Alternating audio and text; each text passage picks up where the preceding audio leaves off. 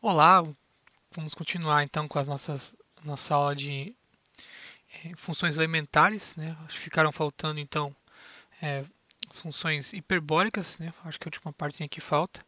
Aí eu vou falar um pouquinho depois de translações e aí a gente então encerra essa parte introdutória de funções então e pode começar a se dedicar então à parte que é realmente nova, então de cálculo 1, né? Iniciando então em limites. Tá, então antes de chegar lá, então o que está faltando realmente é funções hiperbólicas, agora para encerrar as funções elementares, e um pouquinho de é, translação de funções, ok?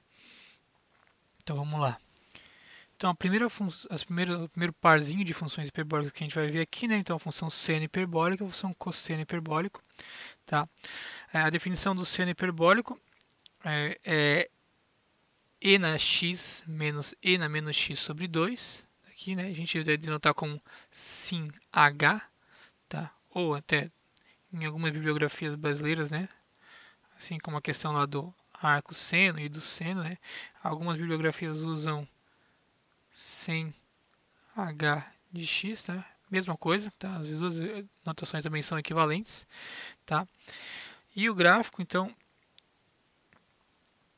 da função seno hiperbólico, bom, para esboçar o gráfico tem uma técnicazinha interessante, né? Vê que ela é uma diferença de duas funções exponenciais aqui, né? Uma com e na x e outra com e na menos x, tá?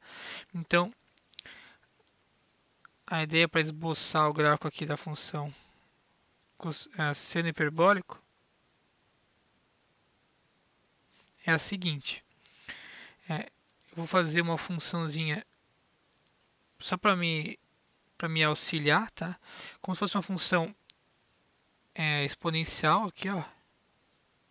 Ela vem lá de perto do zero e cresce assim bastante, né? E agora eu vou fazer a mesma ideia dessa função, só que indo da direita para a esquerda, assim para você daqui na direita para a esquerda, e virada para baixo, né? Por causa desses sinais trocados que tem aqui, ó, né? No menos x e aqui no menos e na menos x, tá?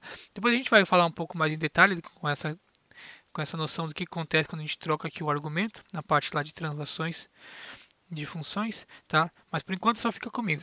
Essa ideia de a gente vai pegar e fazer então de novo esse mesmo grafiquinho que eu fiz aqui em azul, vou fazer agora indo da direita para a esquerda e de cabeça para baixo, beleza?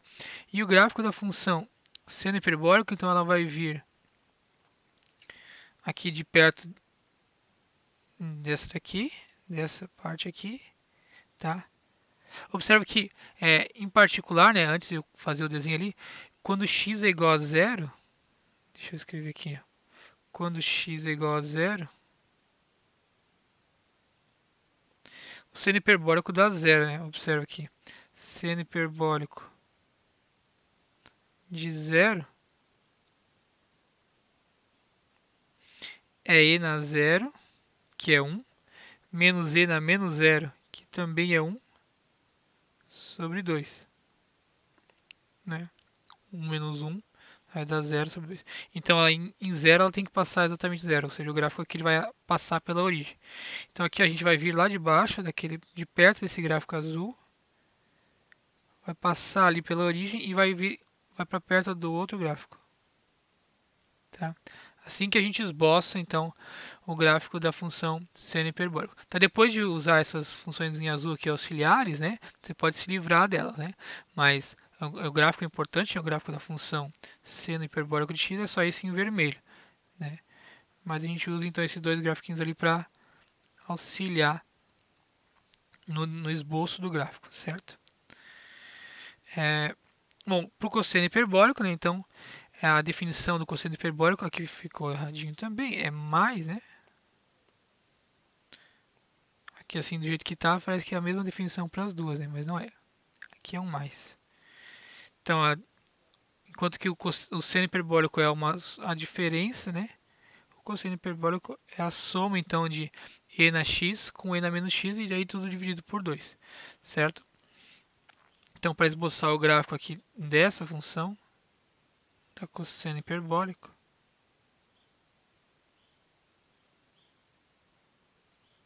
né? vai fazer uma coisa parecida. Então vai montar aqui uma exponencialzinha aqui para auxiliar.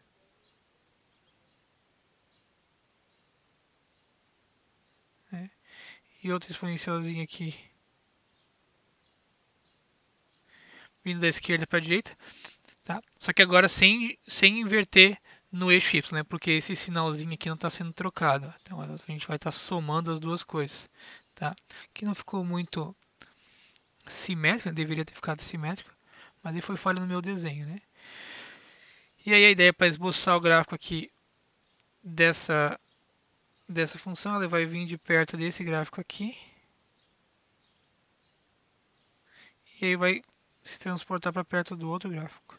Tá? Então esse aqui é o gráfico da função cosseno hiperbólico de x. Observe que, em particular, para zero, essa daqui, a cosseno hiperbólico vai dar 1. Né? X igual a zero. Então a gente vai ter cosseno hiperbólico de zero igual a e na zero, que é 1, mais e na menos zero, que é 1 de novo, né? Dividido por 2. Então 1 mais 1, 2, dividido por 2, 1. Certo? Então esse ponto aqui, né, por qual a gente está passando aqui na origem, aqui, ó, esse cara aqui é a alturinha 1. Beleza? Então esse aqui é um esbocinho então da função cosseno hiperbólico. O motivo pelo qual elas são chamadas de seno hiperbólico e cosseno hiperbólico é porque elas são meio que análogos às funções seno e cosseno. É um dos motivos, no caso, né, que a gente pode dizer. No sentido que essa função aqui ela é uma função ímpar, assim como a função seno. Essa aqui é uma função par, assim como a função cosseno. E enquanto que a gente tinha lá a relação fundamental da trigonometria, né, de que cosseno ao quadrado de x mais seno ao quadrado de x é igual a 1. Né? Aqui para o cosseno hiperbólico e para o seno hiperbólico vale quase a mesma coisa, só que com a diferença. Tá? Então, cosseno hiperbólico ao quadrado de x menos o seno hiperbólico ao quadrado de x, esse cara aqui vai dar 1. Tá? Então, essa relaçãozinha aqui que justifica a ideia de ser chamado de funções hiperbólicas. Né? Porque lá em geometria analítica, né, a gente vê aqui coisas do tipo x quadrado por a quadrado mais y quadrado por b quadrado igual a 1. Né? Essa aqui é a equação de uma elipse.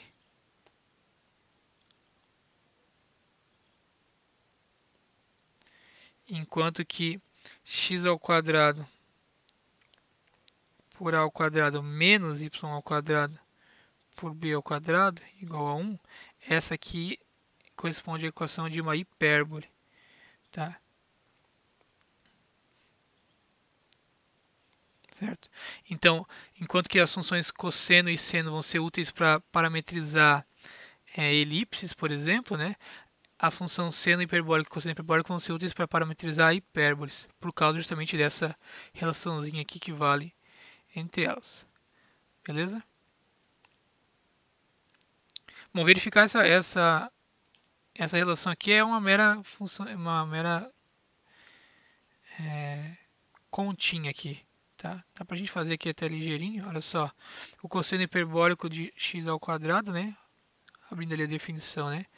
É e na x mais e na menos x sobre 2 ao quadrado menos e na x, agora o seno hiperbólico, né? E na menos x sobre 2 ao quadrado. Vê que isso aqui vai dar, bom, expandindo ali aquele trinômio quadrado perfeito do numerador, vai ficar o quê? E na 2x mais 2 vezes e na x vezes e na menos x, né? As potências se cancelam, vai ficar só 2, certo? Lembra que e na x vezes e na menos x, né? Propriedadezinha de potência, fica e na x menos x, então fica e na zero, que é 1. Né? Então vai ficar 2 vezes 1, ou seja, só 2 mesmo em cima. mais o quadrado do segundo, então que é e na menos 2x, né? Mais e na menos 2x, tudo isso por 4, e aí menos, agora aqui a gente vai fazer a mesma coisa, só que com o seno hiperbólico, então vai ficar e, quase a mesma coisa, só que em vez de ficar esse mais 2 aqui, vai ficar um menos 2, né? Então, quadrado do primeiro, mais, menos duas vezes o primeiro vezes o segundo, que é só 2, mais e a menos 2x sobre 4. Aí mesmo denominador, né? A gente só subtrai tudo, vê que aí esse cara aqui, né? Vamos se matar todos eles, né? Esse aqui com esse aqui cancela, esse aqui com esse aqui cancela, e aí 2 menos menos 2, né? Vai ficar mais, então 2 mais 2, 4, então igual a 4 dividido por 4, que é igual a 1, beleza? Então realmente, né, só trocando aqui as expressões que a gente definiu, né, para o cosseno hiperbólico e para o seno hiperbólico, então a gente tem duas funçõezinhas, então que ao quadrado a diferença delas dá exatamente 1, certo? Então isso justifica o porquê que a gente chama elas de funções hiperbólicas, beleza? O cosseno e o seno hiperbólico. A tangente hiperbólica, né, como esperado, né, é dada simplesmente por fazer o seno hiperbólico pelo cosseno hiperbólico, né? E aí, claro, se você faz o seno hiperbólico pelo cosseno hiperbólico, os dois que aparecem em cada um dos denominadores vão se cancelar, né? Então aqui, né, se a gente fizer, opa, seno hiperbólico, né?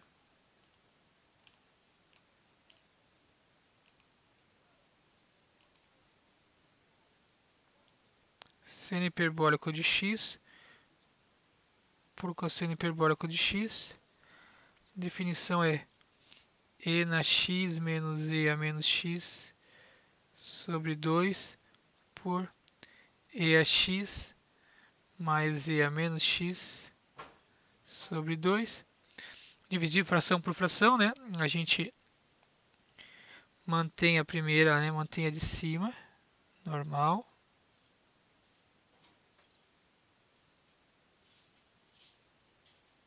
Aí inverte a segunda e multiplica, né? Multiplica pelo inverso da segunda. Mais e a menos x, certo? Então tem um 2 no numerador, tem um 2 no denominador, esses caras aqui também se cancelam, né? Vai sobrar exatamente isso aqui que está na definição, né? E é x menos e a menos x no numerador e é x mais e a menos x no denominador. Tudo bem? Aí o gráfico dessa aqui, né? Bom, acho que isso aqui é até melhor eu mostrar ali no GeoGebra do que eu ficar esboçando muito. As duas primeiras, né, do seno hiperbólico e do cosseno hiperbólico, eu acho que são bem importantes de você saber tipo, de cabeça, assim, né? Mas da cotangente hiperbólica, a da tangente com a tangente hiperbólica, é, talvez não seja tão necessário memorizar. Vamos ver lá no GeoGebra como é que fica? Então, olha aqui, ó. Tangente hiperbólica, tan h, né, de x, certo? Então o gráfico dela é esse aqui, né? Vem vindo do menos 1, né? Passa ali no zero. Bom, também é uma coisa que a gente pode acrescentar lá como informação extra, né? Mas a tangente hiperbólica em zero vai dar zero. E aí, conforme a gente se aproxima, né, vai tendendo a mais infinito, então ela vai tendendo a 1. Tá? Então dá pra gente aqui só esboçar aquele gráfico, né? Para deixar aqui nas notas. Deixa eu pegar a canetinha.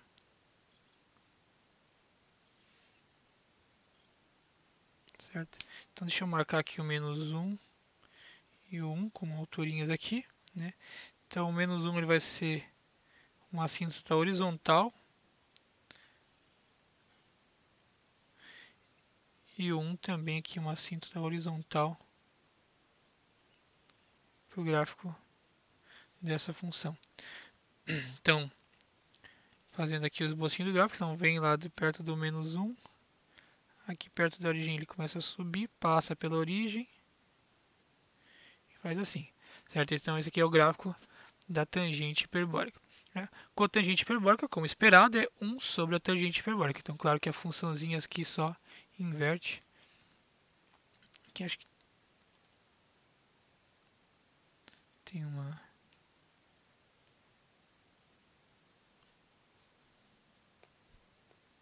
Tem um númerozinho sobrando aqui.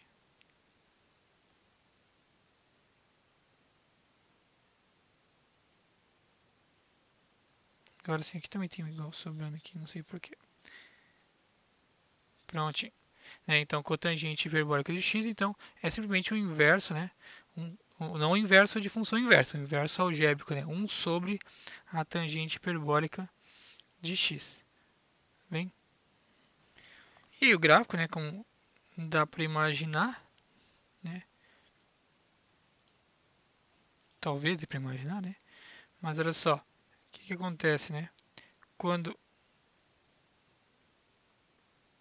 a gente vai pegando valores, né, bem negativos, né?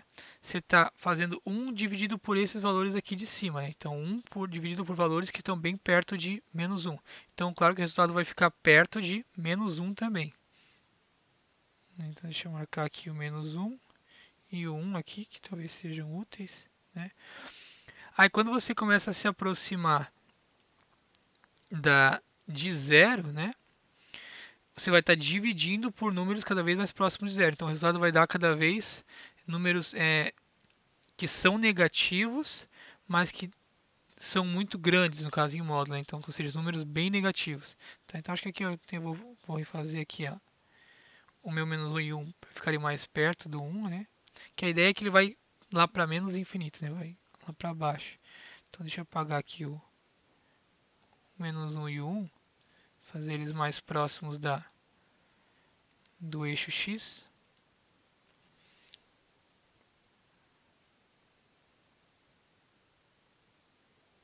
Então, o 1 e o menos 1, certo? Então, o gráfico vai ficar uma coisinha assim. Vou pegar o vermelhinho aqui.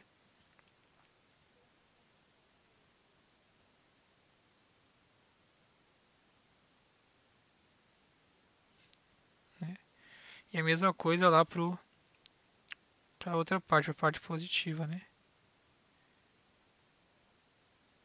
Vê, quando a gente está indo com valores cada vez maiores de x, a gente vai estar dividindo por esses valores que estão cada vez mais próximos de 1. Então, o resultado vai dar coisas um pouquinho maiores do que 1.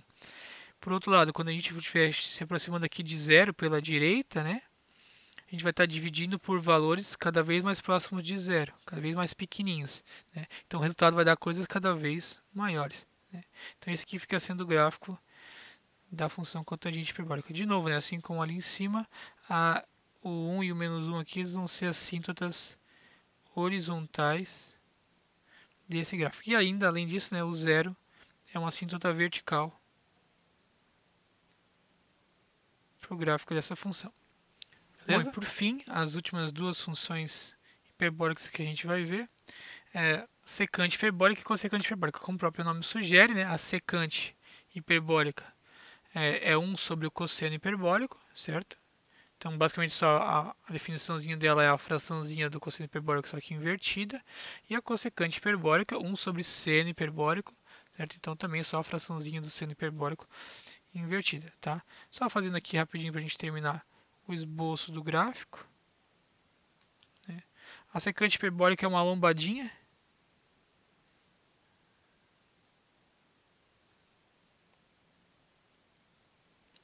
Deixa eu fazer com um vermelhinho.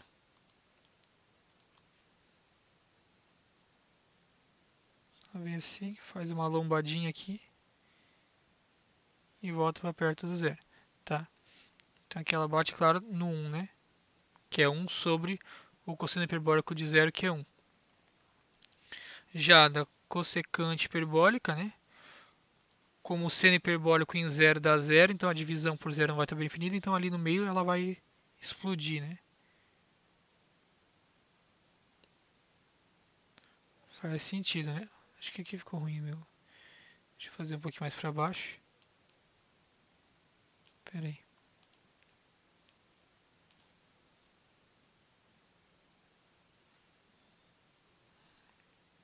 Então assim, né? Aqui está o grafiquinho, né? E aí então o gráfico da cossecante hiperbólica vai ficar assim, né? Explode para menos infinito, explode ali para mais infinito. Fui corrigir e acabei piorando aqui, né? Deixa eu fazer de novo esse ramo indicar.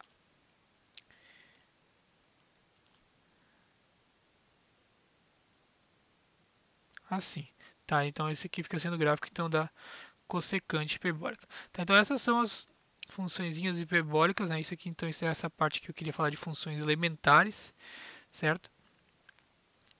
E aí então a gente pode ir para o próximo e último tópico dessa parte introdutória de funções, que é de translações de gráfico. O que acontece quando a gente soma algumas constantes, alguns valorzinhos no gráfico de uma função, o que isso faz com o gráfico? Vamos ver? Então, olha só, a gente vai partir então de um exemplo para daí generalizar as ideias, tá? Então, partindo da função f de x igual a x ao quadrado, a gente vai construir o gráfico de três funções: x ao quadrado mais 1, x ao quadrado mais 4x mais 4 e x ao quadrado mais 4x mais 5, a partir do gráfico da f. Tá? Então, eu vou primeiro, antes de tudo, eu vou esboçar o gráfico da f aqui nesses três grafiquinhos aqui. Observe que, bom, o gráfico da f é aquela parábola, né, já manjada, né, passa pela origem, certo? Em menos 1 e 1 ela tem alturinha 1. Então aqui, né, esse é o menos 1, esse é o 1. Bate aqui na altura x ao quadrado, né, nesse caso é 1. Em menos 2 e 2, já bate lá no menos 2 ao quadrado, ou 2 ao quadrado também, né, igual a 4. Então, sobe aqui, deixa eu pontilhar aqui.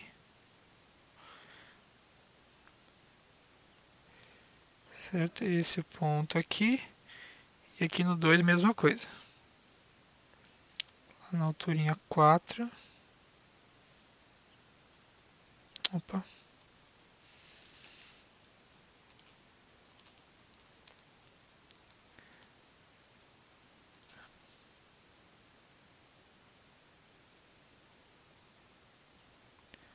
Aqui, né? Então o gráfico da f, a princípio, né? É esse que eu vou fazer aqui em azul.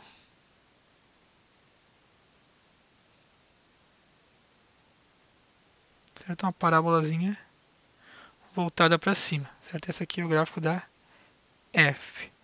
Eu vou reproduzir ele aqui nos outros dois gráficos, né? Então, ver se eu consigo fazer eles.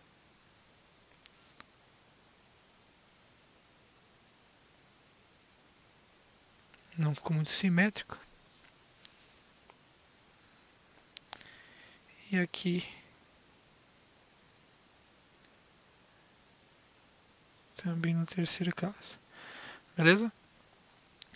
Então o que vai acontecer no primeiro carinha aqui, né? A primeira função, a função g1. Observe que a g1, deixa eu escrever aqui embaixo, né? A g1 de x, ela é x ao quadrado, né? Que é a f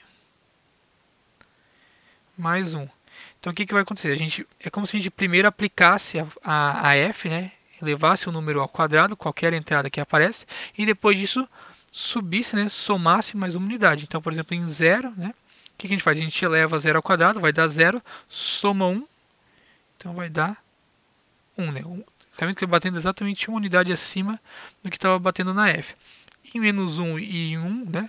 Nas duas, quando a gente eleva ao quadrado, vai dar 1 positivo, mais 1, então vai cair aqui em cima no 2, né? Y igual a 2, certo? E para o menos 2 e para o 2, né? Daria ao quadrado vai dar 4, então mais uma unidade vai bater aqui em cima no 5. Então serve que para cada valorzinho do domínio, para cada valor x, né?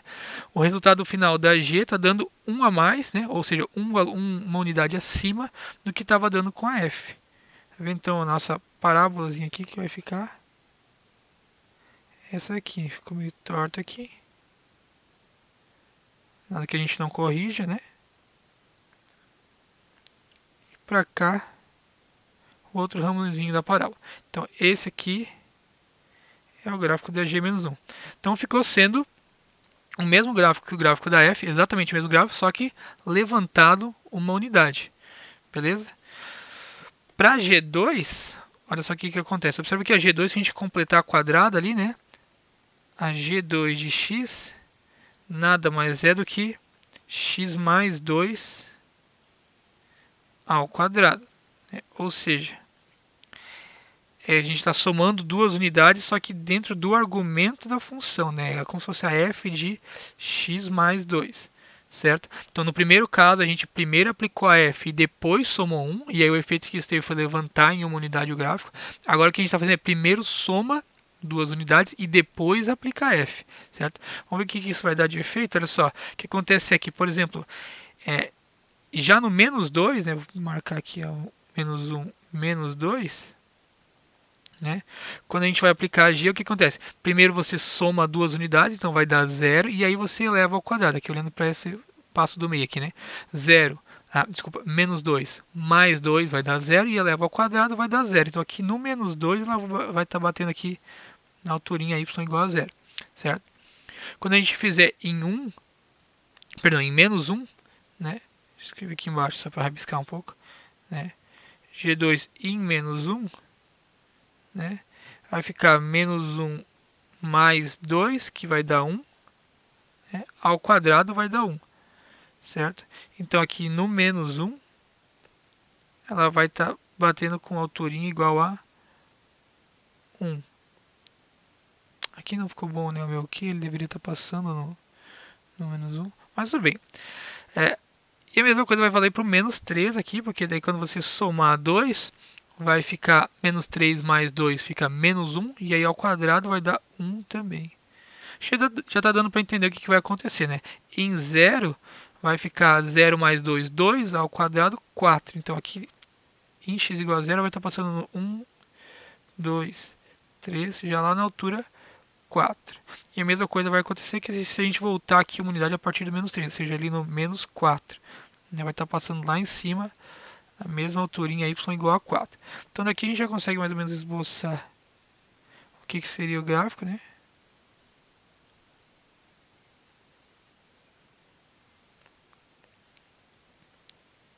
Para corrigir as imperfeições, né, a gente engrossa um pouquinho aqui a linha do gráfico e fica perfeito. Show? Então olha só o que está acontecendo, né? O gráfico que a gente obteve com a G é o mesmo do que a gente tinha para F, só que duas unidades para a esquerda, certo? Então, vê que no primeiro caso a gente somou fora, né, da função f, né? Foi depois de aplicar f. E isso teve o efeito de levantar, então mover o gráfico da f em uma unidade na direção de y, né, para cima, certo? Enquanto que aqui somar dentro do argumento da função, né, para f de x mais 2, teve o efeito de empurrar o gráfico, então duas unidades, aqui é invertido para vocês, né? Duas unidades para a esquerda, certo? Ou seja, no sentido negativo de x. Então, tem essa coisinha em mente, né? A gente está mexendo aqui no argumento da função, né? Vai deslocar o gráfico então em duas unidades no sentido negativo de x, é invertido, né? Então, duas unidades para a esquerda, beleza? E o terceiro caso é uma combinação e o terceiro caso é uma combinação das duas, né? Observa que a G3 pode ser vista como x ao quadrado mais 4x mais 4 mais 1, né, que é x mais 2 ao quadrado mais 1. Ou ainda, né, é a f de x mais 2 e aí fora do parênteses mais 1, né, assim, ó. F de x mais 2 dentro do parênteses e mais 1. Ou seja, o gráfico da g vai ser o quê? Pegar o gráfico da f, empurrar duas unidades para a esquerda por causa desse deslocamento aqui no argumento e uma unidade para cima por causa do deslocamento fora. Então aqui, por exemplo, pego aqui o vértice, né? Olha para o vértice aqui. Então faz duas unidades para a esquerda e uma unidade para cima. E aqui vai estar o vérticezinho dessa parábola aqui que define a G. Tá vendo? Vê que aqui nesse terceiro caso já nem fiz muita conta com relação a qual é quais eram os pontos por quais ela vai estar passando. É só realmente para fazer um esboço, certo? A gente consegue então esboçar o gráfico então dessas funções, só então movendo o gráfico de uma função que a gente já conhece, né, para lá e para cá, né, para a direita, para a esquerda, para cima e para baixo, certo?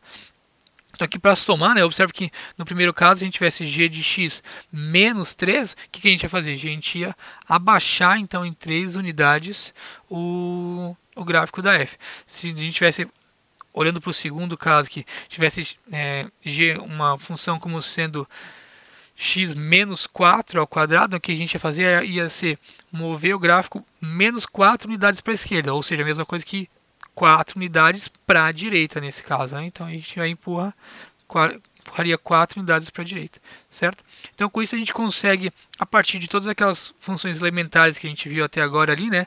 Função potencial, exponencial, logarítmica, funções trigonométricas, funções hiperbólicas e inversas de trigonométricas, né? E com essas translações aqui a gente já consegue obter pelo menos esboços dos gráficos de muitas funções, uma gama muito grande de funções, certo? Basicamente só mexendo para lá e para cá os gráficos dessas funções. Então assim, né, de modo geral, né, o que a gente tem é isso aqui que tá aqui só para a gente formalizar e deixar bem escritinho, né? Então se a g ela é a f de x mais um número k fixado, né? Então o gráfico da g é obtido deslocando, ou a gente chama de transladando o gráfico da f k unidades para cima, certo? Então aqui só para a gente deixar um desenho, né? Deixa eu pegar o pretinho aqui para fazer os eixos.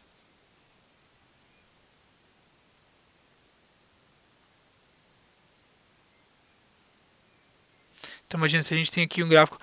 A g não precisa ser uma parábola, né? Ali eu peguei uma parábola só para dar um exemplo, mas o gráfico da função f poderia ser qualquer coisa. Eu não vou fazer muita viagem aqui, porque daí vai ficar difícil de eu reproduzir para fazer a g. Né? Mas o gráfico dela poderia fazer qualquer sambada aqui, né, que você desejar. O gráfico da g vai ser a mesma coisa, só que algumas unidades para cima.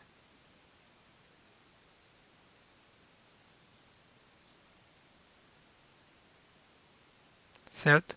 Então essa aqui é a g, né? Nesse nosso caso. A f, então, é essa que está em azul, claro.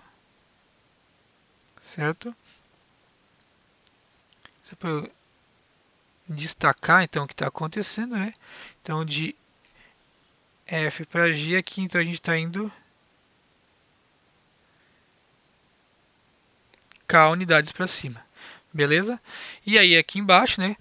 Segundo caso, então, se a g for f de x mais k, então a gente está agora fazendo a variação dentro do argumento, né? Dentro ali dos parênteses, né? Então a gente vai empurrar, oh caramba, a gente vai empurrar para a esquerda o gráfico da f para obter o gráfico da g, certo? Vamos ver se eu consigo ser mais ou menos reto aqui. Aí. Então fazer o mesmo desenho ali.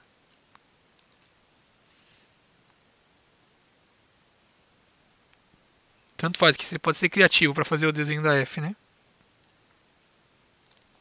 Não vou, de novo, né? Não vou vacalhar demais porque daí vai ficar mais difícil de eu fazer, de eu copiar esse desenho para fazer o gráfico da g.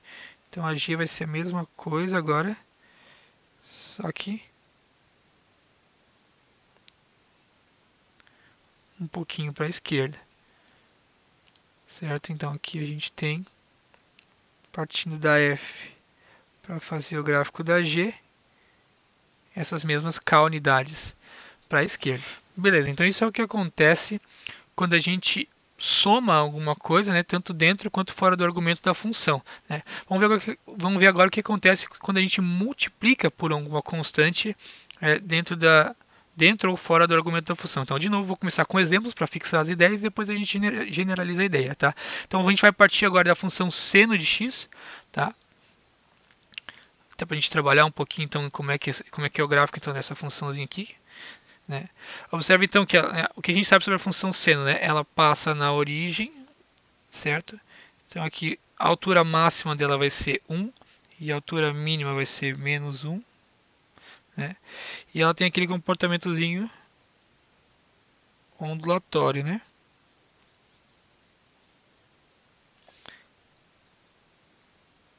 Deixa Deixa eu completar a ondinha aqui. Ela continua. Mesma coisa para trás. Espera aí.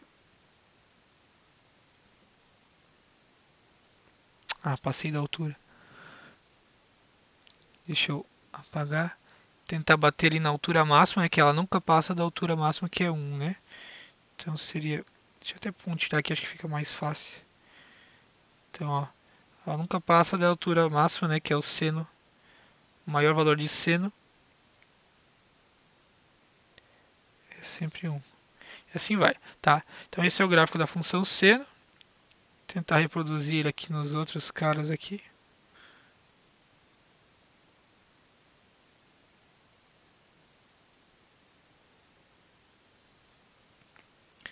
E no terceiro gráfico também. Então, agora o nosso ponto de partida é a função seno. Beleza? Nos três casos. Então essa aqui é a f, né, em cada um dos três gráficos. F e F. Ok? Então olha só. O que acontece com g de x igual a 2 seno de x? Então o que a gente vai fazer aqui, né? A gente vai aplicar em cada valor. Vai aplicar a f, né? Ou seja, aplicar o seno. E depois disso vai multiplicar por 2. Então, por exemplo, né, aqui onde estava dando 0, né? A g vai dar 2 vezes 0, que é 0, né? Então vai de novo bater aqui na origem. Deixa eu escrever aqui embaixo só a ideia de base, né? Ó. G1 de x é 2 vezes a f de x. Beleza?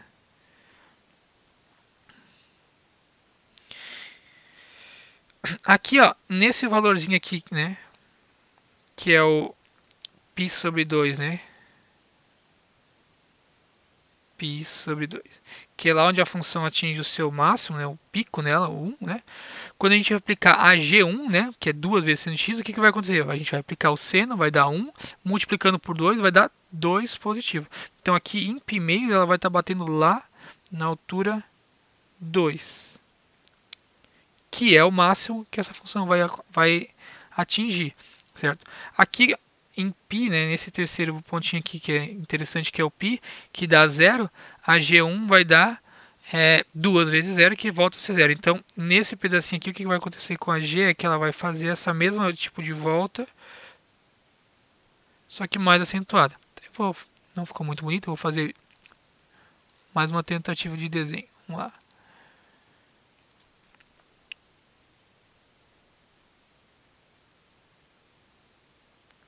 Assim.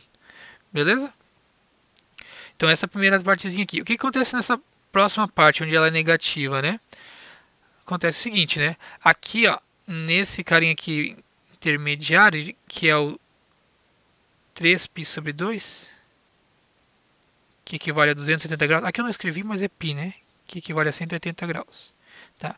Mas esse terceiro cara aqui equivale a 270 graus, que vai nos dar aqui o valor mínimo do seno, que é menos 1. Quando a gente fizer duas vezes isso, vai dar menos 2. Então vai lá para baixo, certo? No menos 2. Aqui eu não consigo nem fazer no gráfico, mas...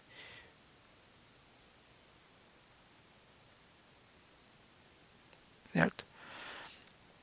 E o mesmo procedimento, a mesma ideia acontece aqui por trás. Acho que eu vou acabar indo por cima do que eu escrevi ali, mas também não faz mal, tá? Ali onde bate em 0 vai bater em duas vezes 0 de novo, o mesmo espírito. Ver se eu consigo agora aqui.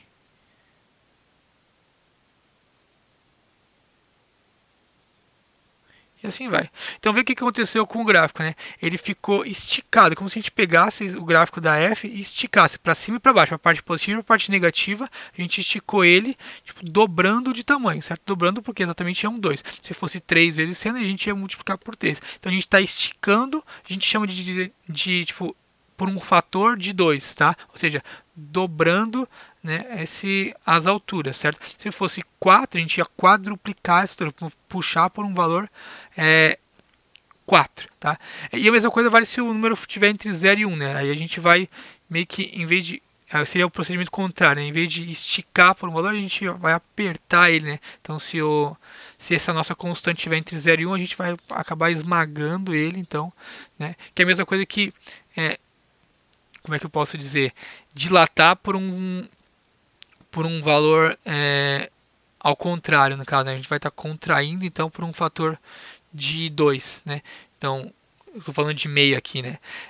Dilatar por um valor de meio é como, por um fator de meio, é como contrair por um fator de 2, tudo bem? Segundo caso, então, G2 é seno de 3x, tá? Então, o que acontece, né? Bom, em zero acaba dando zero de novo, né? Observa aqui, que só para deixar aqui escritinho, né? Mesma coisa aqui embaixo, né? Ó. A G2 agora, de x, ela é a f de 3x. Então, a gente está multiplicando agora dentro do argumento, certo?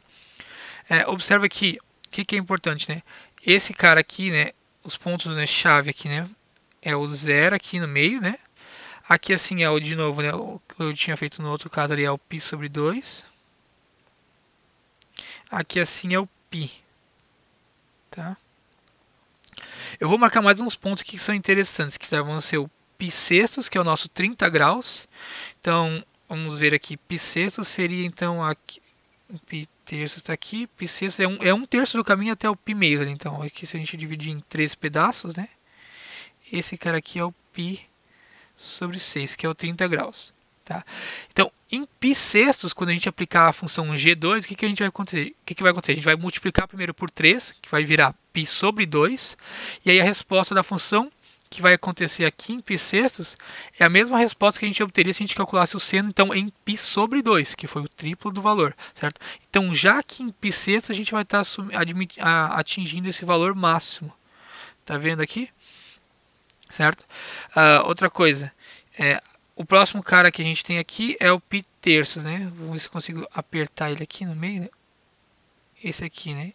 É o π terços, certo? Que é 60 graus, né?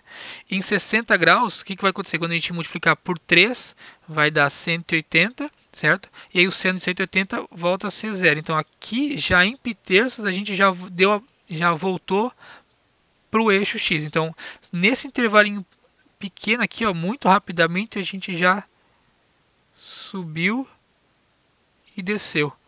Tá vendo? Com mais pterços aqui, ó, a gente for aqui mais, opa, errei o meu negocinho aqui. Deixa eu apagar aqui essa pontinha, né? Se a gente pegar agora esse intervalinho de π meios até π terço aqui e de novo dividir ele em 3 pedaços, né? A gente vai ter esse mesmo comportamentozinho aqui bem rapidamente. Então, nesse intervalinho de mais π terços, a gente vai conseguir fazer o equivalente com o que foi feito aqui nessa partezinha. Vou fazer com o mouse aqui, ó, né? Essa partezinha aqui, ó, que a gente deu essa volta inteira para baixo, né? Aqui assim, ó, o último cara aqui vai ser o 2π, onde a gente atinge de novo o eixo x aqui, ó. Esse cara aqui na frente, deixa eu marcar ele em vermelho. Esse cara aqui na frente é o 2π, certo? Para ter esse mesmo comportamento aqui do 2π, agora para G2 a gente só precisa de 2π terços, porque daí a gente vai multiplicar por 3, obtendo 2π, e aí aplicando o seno. Então em 2π terços, que é 120 graus, então tá aqui, ó, 1, 2, 3, é esse cara aqui, ó. Eu vou até marcar ele, 2, 3, esse cara aqui. Esse cara é o 2π sobre 3. Tá? Então já nesse intervalo de π terço até 2π terço, a gente já vai dar inteira essa voltinha aqui para baixo, certo? Então vê que toda aquela ondulaçãozinha, né, que a gente fez ali, que a gente levava para F, a gente levava 2π para fazer essa subida e a descida completa. Agora a gente resolveu tudo isso rapidamente em 2π terços, certo? E aí esse procedimento, é claro que a função seno é uma função periódica, né? Então esse mesmo comportamento ele vai se repetir, tá? E também a mesma coisa aqui indo para trás, né?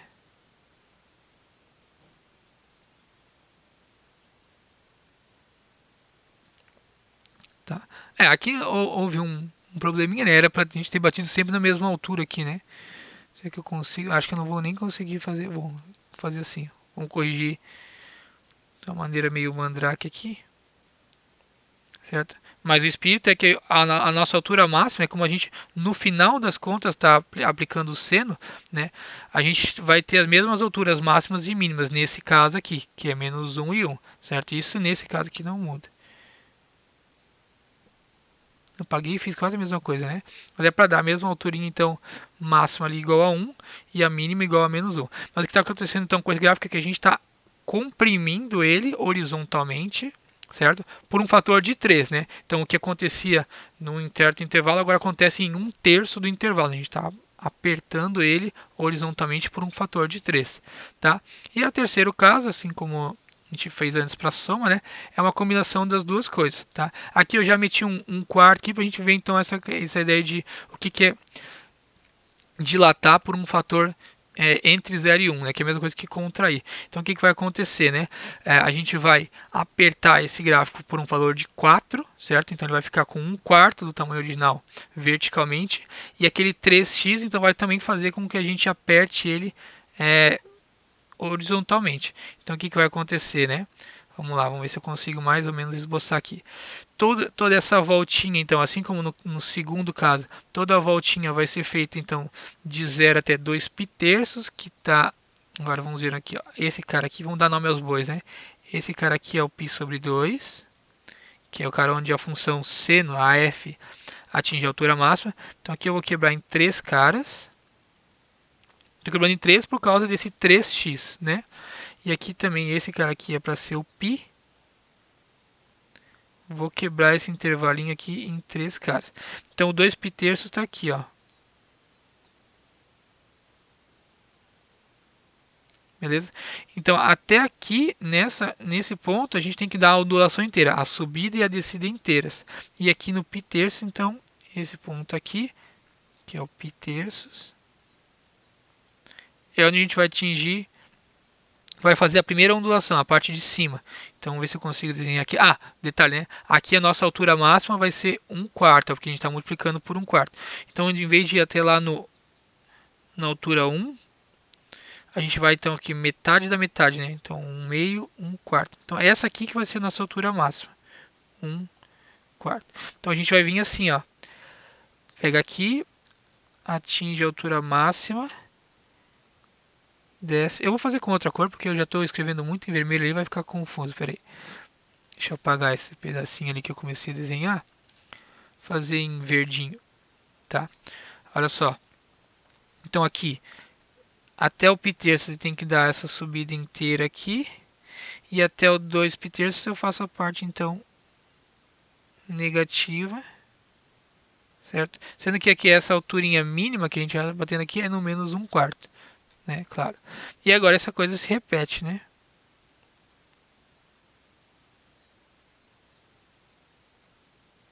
E a mesma coisa aqui para a parte negativa.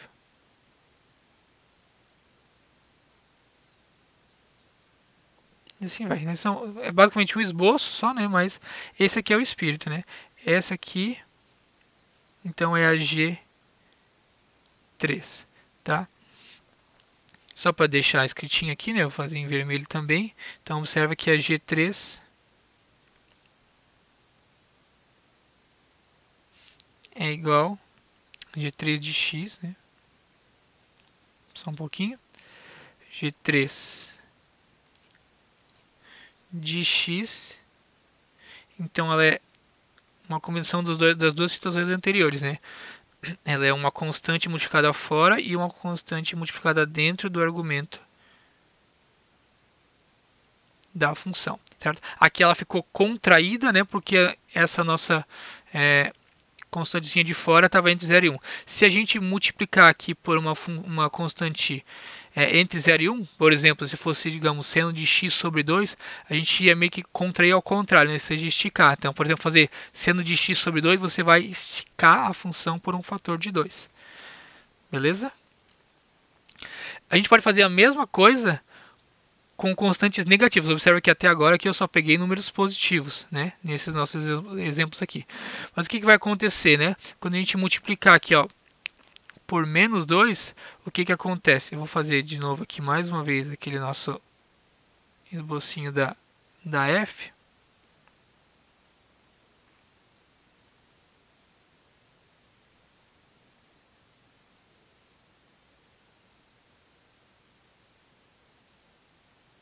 Tá? Só que assim, ó, agora o que acontece? Né? Aqui, por exemplo, no π sobre 2, né? A F aqui, por enquanto, estava dando um positivo, né? O que vai acontecer agora? Quando eu multiplicar por menos 2, isso vai dar menos 2. Então, além de esticar, a gente vai flipar, né? Vai inverter ela e vai jogar, em vez da parte positiva de x, vai jogar ela para a parte negativa de x. Então, aqui nesse caso, ela vai estar batendo, aqui vai ser o menos 1, né? A gente descer um pouquinho mais, lá embaixo está o menos 2. E vai ser aqui que essa função vai bater. Então, em soma, né? Em resumo, o que essa constante negativa vai estar fazendo? Além da mesma coisa de dilatar, como a gente tinha feito nesse caso anterior, a gente vai inverter verticalmente o gráfico dessa função. Então ela vai ficar assim, ó. Vai ficar com o dobro do tamanho e invertida, certo? Deixa eu tentar marcar só a alturinha aqui para ser o 1. Então o 2 estaria mais ou menos aqui, né?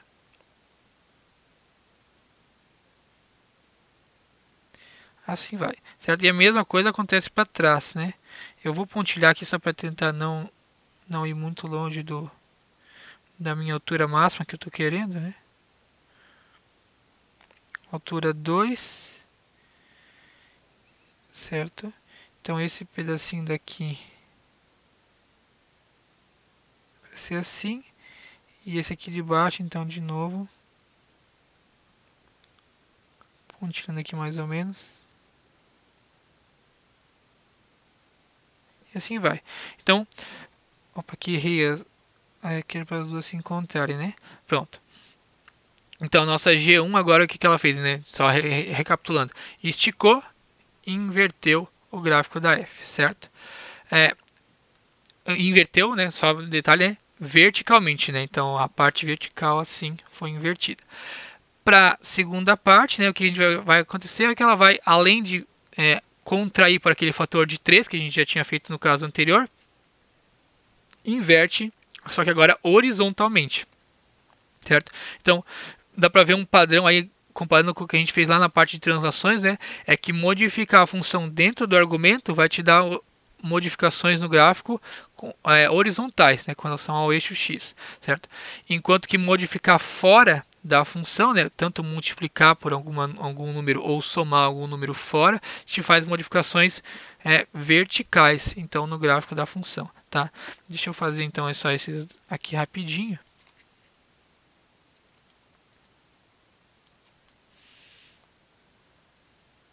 Então, ó, aqui está o gráfico da F.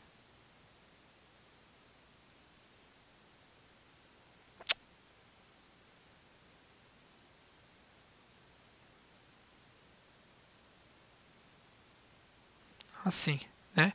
O que ela vai fazer então, né? A gente já tinha visto, né, no exemplo anterior que a gente aperta ela, né, por um fator de 3, certo? Só que agora, além disso, a gente ainda vai inverter ela assim. Vamos ver como é que vai ficar isso aqui. Então, olha só, deixa eu voltar um slide. Ó, tudo que estava acontecendo aqui para a esquerda, né? Cadê meu mouse? Aqui. Tudo que estava acontecendo aqui daqui para cá, né? Agora vai ser invertido, vai acontecer daqui para cá. Então a gente começou aqui, ó, olhando, né, da direita para a esquerda. A gente começou descendo, né, ó. Então agora a gente vai descer aqui para frente, certo? Em vez de subir assim como a gente subiu aqui, ó. Né? Então o nosso gráfico vai ficar algo nesse sentido. Deixa eu pegar o vermelho, né?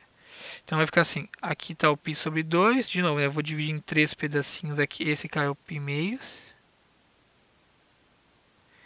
esse cara aqui é o π. Divido aqui também em 3. E a gente vai fazer aquele mesmo procedimento, né? Aqui esse cara é o π terços, então é o cara onde é para dar a nossa primeira voltinha inteira. Então a gente vai vir assim, agora descendo, porque a gente vai estar invertendo verticalmente, perdão, horizontalmente, certo?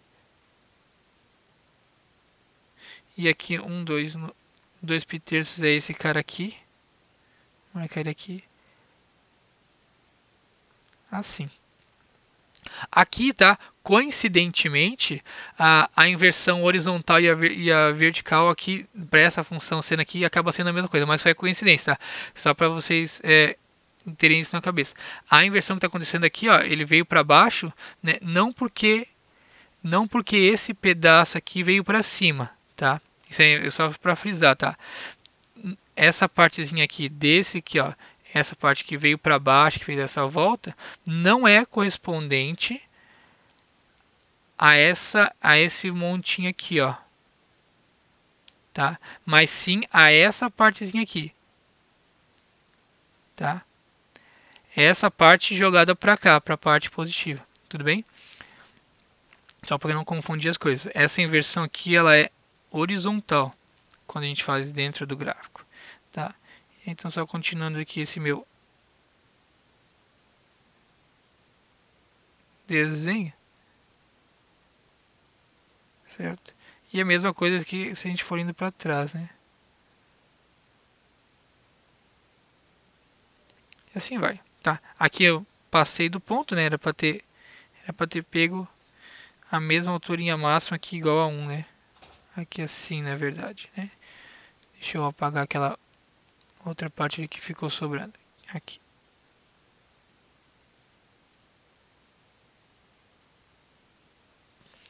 Beleza? E agora, acho que o mais complicado dos três vai ser esse aqui, né? Vamos lá. Vamos fazer de novo aqui a F. No terceiro caso.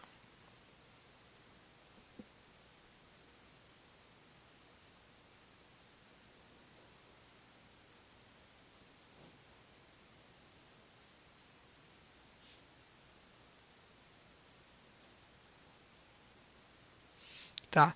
Então é porque aqui a gente está fazendo quatro coisas, né? A gente vai pegar esse gráfico, vai apertar ele, né, a um fator de 3, vai inverter ele horizontalmente, vai apertar ele verticalmente por um fator de 4, porque a gente está multiplicando por uma constante que é 1/4, e vai agora inverter ele verticalmente por causa desse menos aqui. Então a gente tem menos e tem menos, certo?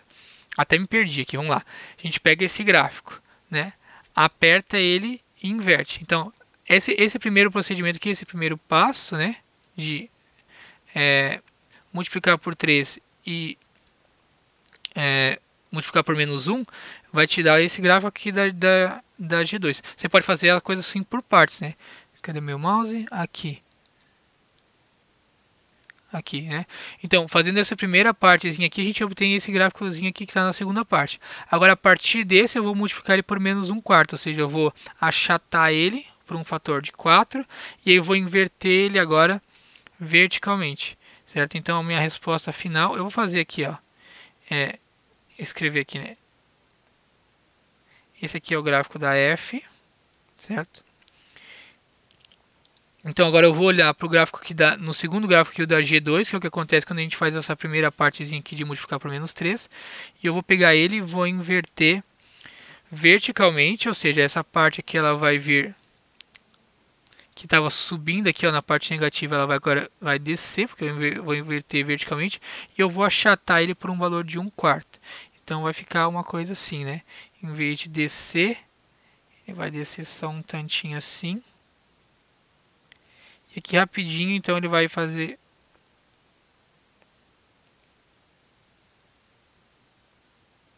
esse carinha aqui, certo? Onde essa altura máxima aqui, então, é de, claro, 1/4, né? Porque é o valor pelo qual a gente está achatando a nossa função. E aqui 1/4 também. -1/4 no caso, né? -1/4. Assim que a gente fica, então, com esse esboço, tá? Só para dar, então, uma formalização, então a ideia é essa, né? Se a gente, então, multiplica por um valor k positivo fora da função, então o gráfico da g fica obtido esticando, né, ou dilatando o gráfico da f verticalmente. Caso o K seja negativo, a gente vai fazer essa mesma coisa, né? Vai dilatar o gráfico e inverter ele verticalmente, assim, certo? Nesse sentido, daqui para cá. É, por outro lado, se a gente multiplicar dentro do argumento, né, com o K positivo, o gráfico a gente vai obter apertando, né, contraindo o gráfico da F horizontalmente por um fator de K. Se o K for negativo, além disso, a gente ainda vai inverter ela horizontalmente, beleza? Então isso conclui então essa parte de como manipular esses gráficos, tá? Então, o que a gente vai ter que saber para fazer as nossas operações ao longo agora do resto do curso? Saber bem de cabeça os gráficos, então, os comportamentos daquelas funções elementares e o que acontece então, quando a gente faz essas dilatações, contrações e translações então, com o gráfico. Com isso, a gente já consegue uma gama muito grande então, de funções que a gente vai conseguir trabalhar com uma certa facilidade. Beleza, gente? Então, termino por aqui e até mais.